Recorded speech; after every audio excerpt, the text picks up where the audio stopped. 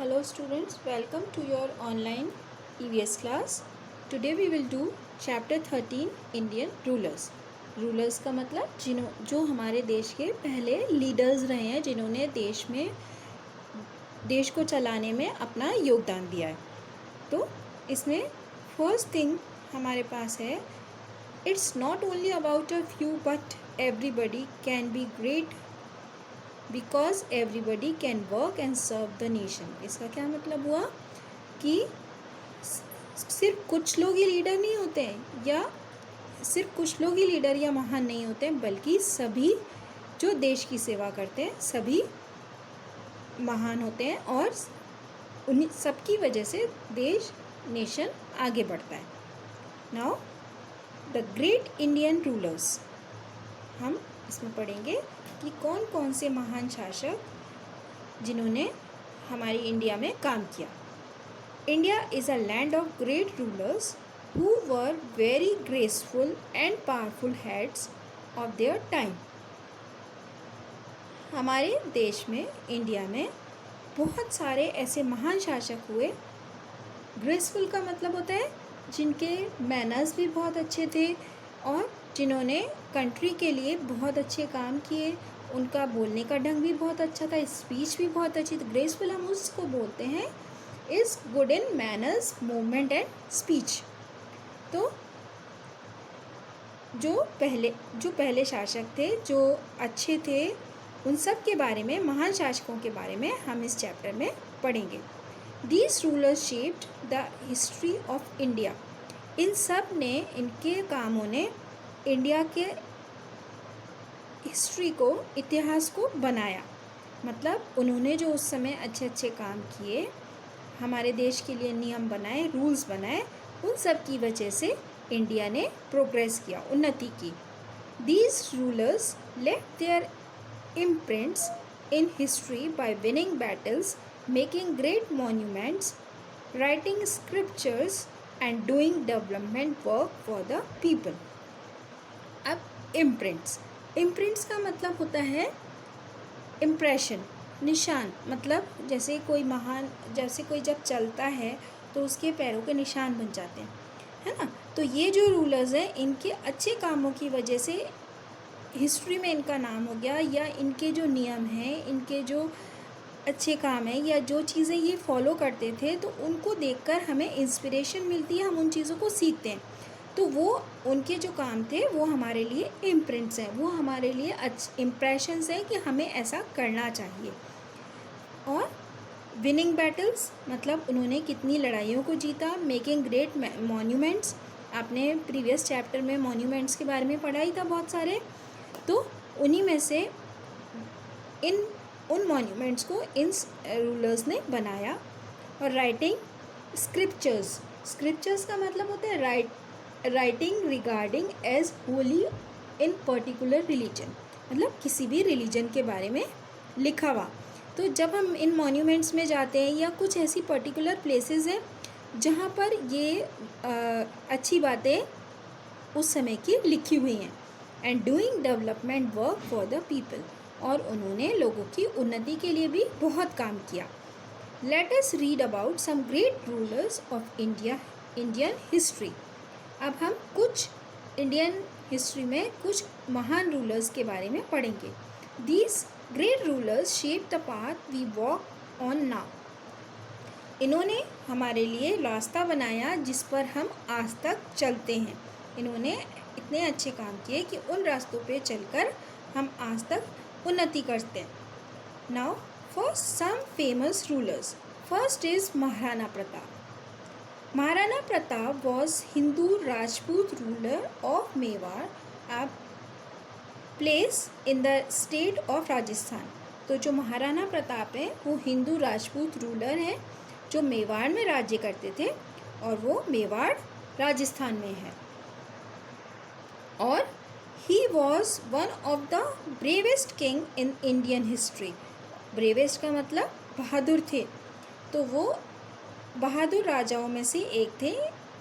और who kept fighting with the Mughals, और वो मुगल्स से अपने राज्य को, अपने देश को बचाने के लिए काम करते थे। He led the Battle of Haldi Ghati and bravely faced the vast army of the Mughals। और उन्होंने हल्दी घाटी का युद्ध में बहुत ब्रेवली साहस के साथ मुगल्स का सामना किया। Now next ruler is Tipu Sultan. Tipu Sultan also known as the tiger of Mysore. जैसे बहुत सारे लीडर्स को कोई दूसरे नाम भी मिले हुए हैं, जैसे हम नेहरू जी को चाचा नेहरू बोलते हैं, गांधी जी को बापू बोलते हैं, वैसे ही टीपू सुल्तान को बोला जाता है tiger of Mysore. Was the ruler of Indian kingdom of Mysore. ये मैसूर में राज्य करते थे। He was a scholar and a warrior and a poet. और वो क्या क्या थे? स्कॉलर। स्कॉलर मतलब सीखने वाला, अच्छी चीज़ें सीखने वाला।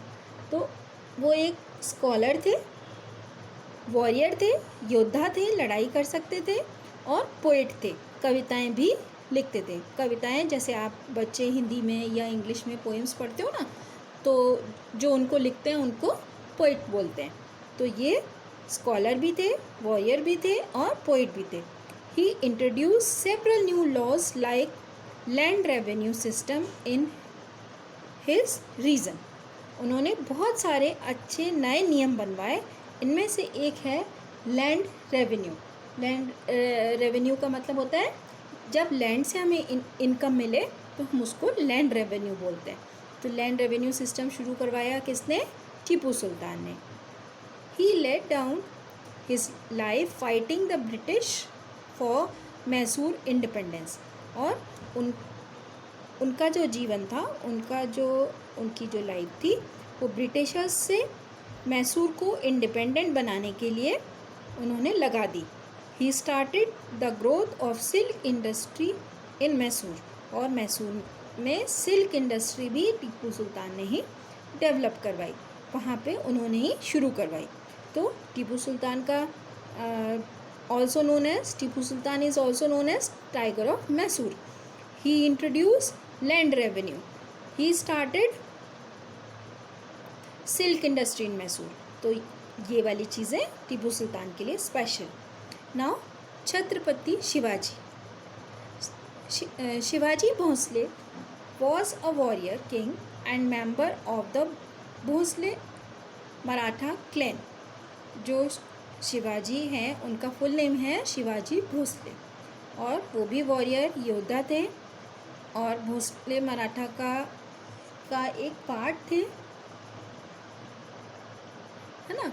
और he was the progressive and sensible ruler in the history of our country. Progressive मतलब उन्नति कराने वाला, सेंसिबल मतलब चीज़ों को समझने वाले। तो ऐसे रूलर थे कौन? छत्रपति शिवाजी। ही रिस्पेक्टेड ऑल रिलीजन्स। वो सारे धर्मों का आदर करते थे। Shivaji new the importance of good army and war strategies. Shivaji को पता था कि आर्मी की इम्पोर्टेंस क्या होती है और वॉर्स के लिए स्ट्रेटजी का मतलब होता है a plan series of action for achieving something. मतलब अगर हमें कुछ चाहिए तो हम उसका स्टेप वाइज जो भी कुछ फॉलो करेंगे कि हमें इस काम को कैसे ख़त्म करना है और कैसे हम अच्छा कर पाएंगे, तो हम उसके जो स्टेप्स बनाएंगे कि सबसे पहले हम ये करेंगे, इसके बाद ये करेंगे। तो वो जो हम अपने लिए स्टेप्स बनाते हैं उनको हम बोलते हैं स्ट्रेटजीज। तो वॉर स्ट्रेटजीज बनाने में ये बहुत अच्छे थे और आर्मी अच्छी होनी चाहिए, ये इनको बहुत अच्छे से पता था। He had an intelligence unit that help him device the tactics with guerrilla warfare. और उनके यूनिट में बहुत ज़्यादा इंटेलिजेंस मतलब स्मार्ट लोग थे, और डिवाइस प्लान करने वाले, टैक्टिक्स मतलब एन एक्शन, और स्ट्रेटजी केयरफुली प्लान अचीव। ठीक है। और गोरिल्ला वॉरफेयर का मतलब होता है अ वॉर टैक्टिक। तो टैक्टिक मतलब जो हम रूल्स बनाते हैं उसके लिए ये सारी चीज़ें इनको अच्छे से पता था। इनके पास इंटेलिजेंस यूनिट थी जो इनको कोई भी वॉर के लिए, कोई भी रूल्स बनाने के लिए पूरा कैसे उसको सिस्टमेटिक करना है, कैसे स्टेप वाइज चलना है किस चीज़ को, वो पूरा उनके पास यूनिट थी, उनके पास समझदार लोग थे। To protect India from foreign invaders Shivaji formed a naval fleet. तो विदेशियों से बचाने के लिए उन्होंने एक नेवल फ्लीट बनाई। और unlike many other rulers, no one under his rule was allowed to disrespect women. और रूलर्स की तरह उनके यहाँ रूल था कि कोई भी वुमेन का डिसरिस्पेक्ट अनादर नहीं करेगा। Now next is Akbar. Akbar son of Humayun, तो अकबर बेटे थे हुमायूं के। Was the greatest ruler of Mughal dynasty. Mughal dynasty के एक बड़े महान शासक थे। He gradually expanded the Mughal empire and ruled over most of Indian subcontinent. उन्होंने मुग़ल एम्पायर को बहुत बढ़ाया। और इंडियन सब कॉन्टिनेंट का मतलब इंडिया कौन से कॉन्टिनेंट में आती है? इंडिया आती है एशिया कॉन्टिनेंट में। तो इंडियन कॉन्टिनेंट का मतलब इंडिया के आसपास के जो भी देश हैं, जैसे पाकिस्तान हो गया, बांग्लादेश हो गया, इन सब को हम सब कॉन्टिनेंटल कंट्रीज़ बोलेंगे। तो इंडियन कॉन्टिनेंट में भी उनका राज्य था। He was a brilliant and efficient ruler. ये भी बहुत ज़्यादा होशियार, ब्रिलियंट मतलब होशियार, एफिशिएंट मतलब सब कुछ कर सकने वाले शासक थे। He was fond of literature. उनको लिटरेचर मतलब जैसे जिसको बुक्स का ज्ञान हो, बुक्स के बारे में जो पढ़ता हो दूसरे के बारे में, वो लिटरेचर हो गया। तो he was fond of literature, poetry and architecture. उनको लिटरेचर के बारे में, पोइट्री के बारे में और आर्किटेक्चर के बारे में अच्छी नॉलेज थी। तो आर्किटेक्चर का मतलब क्या होता है? द आर्ट और practice of designing and constructing buildings. मतलब बिल्डिंग्स कैसी बनवानी है, जैसे आपको पता ही है कि है ना, ताजमहल हो गया, फतेहपुर सीकरी हो गई। तो फतेहपुर सीकरी जो है वो अकबर का महल है पहले से, है ना। तो आर्किटेक्चर वहाँ भी बहुत सुंदर कार्विंग है और बहुत अच्छी बनी हुई है। तो during his rule Mughal empire increase in size and wealth. उनके समय में मुग़ल एम्पायर बहुत ज़्यादा साइज़ में और वेल्थ में। साइज़ का मतलब तो जैसे पहले मानो सिर्फ आप ऐसे समझो, जैसे पहले सिर्फ है ना आपकी कॉलोनी जितना था, फिर कॉलोनी से आगे बढ़ के पूरे जयपुर जितना हो गया, फिर जयपुर से आगे बढ़ के पूरे राजस्थान जितना हो गया। तो ये साइज़ की बात हो गई।